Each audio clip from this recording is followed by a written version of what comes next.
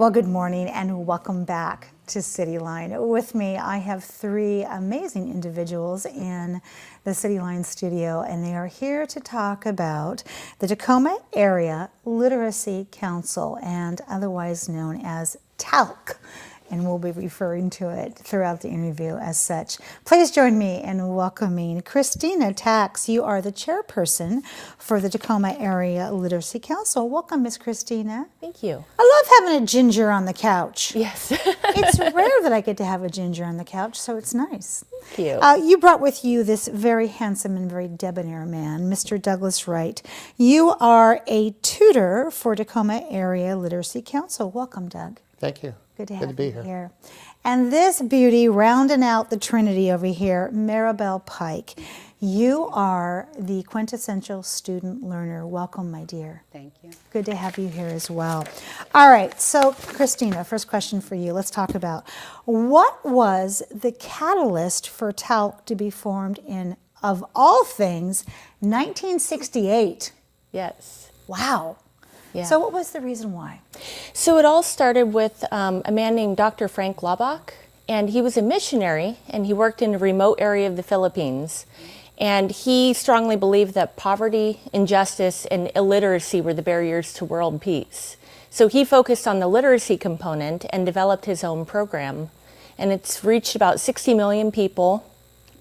He came to Seattle in 1967, and a couple people in the audience took note of what he said, and the two ladies started the Tacoma Area Literacy Council in 1968. Wow, that is impressive. And I gotta say, I really admire his motto, and I kind of think I would agree with that, that literacy really does open the doors to many, many things. How prevalent, Doug, is illiteracy in Pierce County? Currently, it's about 1 in 6 people. My goodness. And back in 1968, the split used to be about 50% were what we call basic learners, people who, for one reason or another, fell through the cracks and maybe had a learning disability or something like that. And so they weren't where they wanted to be in terms of their literacy skills. And then we've gotten better over time to identify those issues. And so now it's about 20% what we call the basic learners, and 80% are English as a second language students. So this is an interesting thing you just said to me, because I can remember as a child back in the South that there were elderly people that didn't know how to read. And they didn't know how to read only because they had not had the opportunity to attend school. During that time, they were busy working in the fields or helping at home or doing whatever they needed to do to survive. And we no longer see that. We see, as you said, there's some kind of a learning disability, or it's English as a second language. It's rare that we have somebody who is in their 70s who just didn't get a chance to learn how to read, isn't it? Right. So, Christina, what type of adult learners get in touch with TALC? So as Doug mentioned, a lot of people are not are English speaking, so they come in as our basic learners. There are people who can speak fluently, but they are unable to read or write. And the second type of learner is our English language learners, and these are the non-English speaking people. Okay, and we've got a video here that's showing the tutoring process going, and we're going to hear from Maribel here later on in a second about her experience with this program. So, Doug, who determines what you will teach your student? Because every student's different. Right, and that's why we leave it to the student to decide where they need to work. So, and a student can be at different levels at the same time, meaning that they might be able to converse quite well, but actually writing a language is a challenge for them. So, with learning the language, we can tell where or they're struggling. Because literacy is speaking, writing, and reading. Is that correct? Correct. Okay, there we go. All right. So I want this question for both of you, and I'll start with Christina first. What drew you to volunteering? I've done a lot of language learning in my life, and then that moved into a lot of traveling. Traveled all throughout Central and South America, and then I ended up living in Spain for a couple of months. And I was able to converse in Spanish, but the part of Spain I lived in had a completely different accent than what I was used to. And being unable to, find anything on the street or be able to get my dishwasher repaired, stuff like that, like, oh my gosh, there's people in the United States who are living there, but they can't do, basic life skills.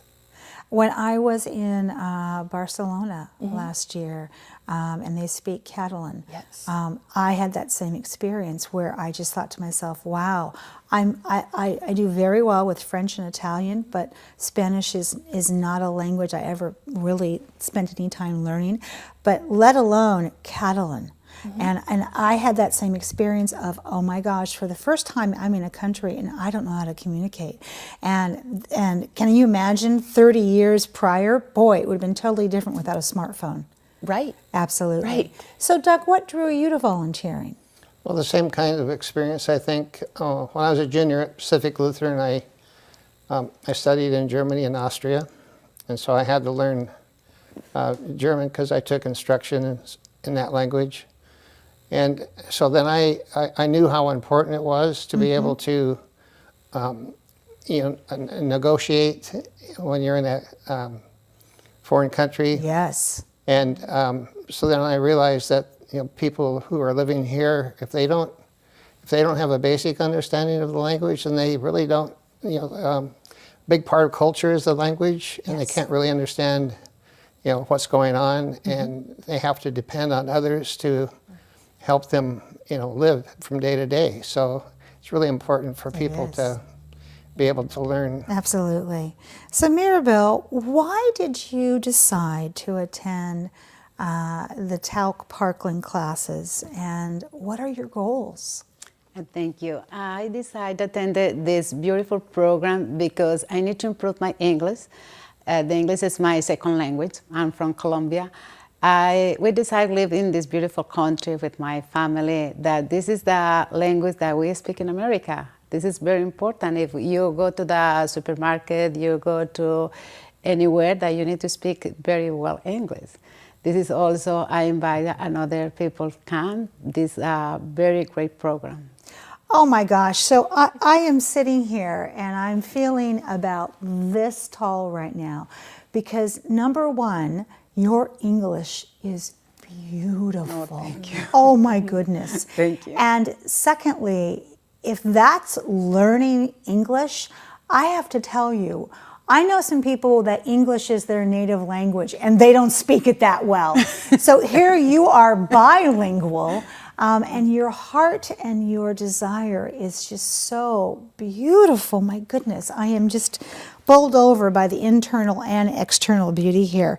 So let's talk about some of the small group classes that you've had. Has the small group class been better for you, or has the one-on-one tutoring been better? Yeah, the small group is great because we have tutorings for 2 or 3 people. This is great. Also, it's very nice because I have, for example, classmates from other countries, from Romania and Mexico, and Korea, Japan, China. Yes, also from country Colombia. This is very great. So you get to travel the world as you learn English within that small group. Yes.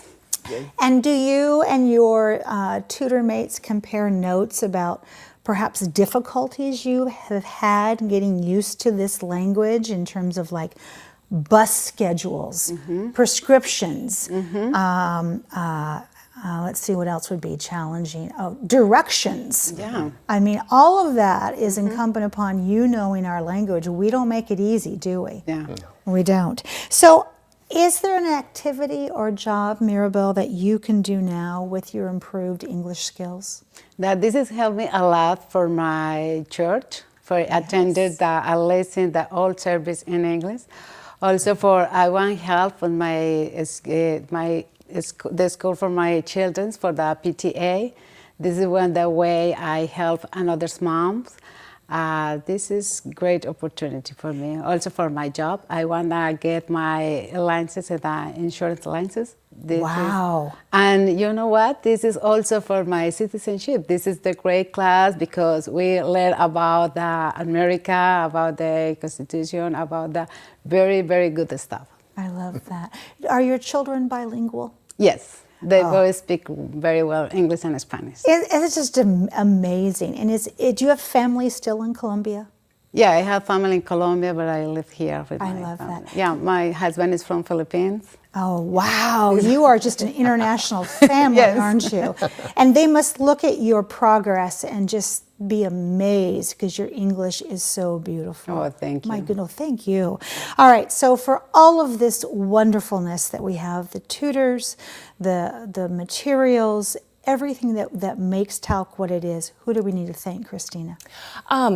Just want to thank everybody who has touched TALC in some way, touched or contributed to TALC. This organization can't exist without the help of our volunteers and donors. So. Absolutely. And I want to thank all of you two, for dedicating your time to these beautiful people and teaching them our language, and also teaching them things like how to get to the grocery store and those basic questions that we have to answer that are just good Samaritan things to do.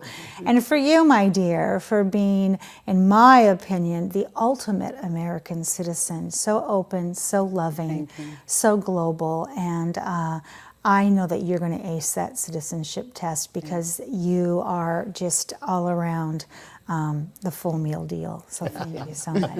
I want to have you back again, all right? Excellent. Deal? All right, deal. When we come back, our last segment here will be about shared housing services in Tacoma. Yes, we have them. You don't want to miss that. We'll be right back.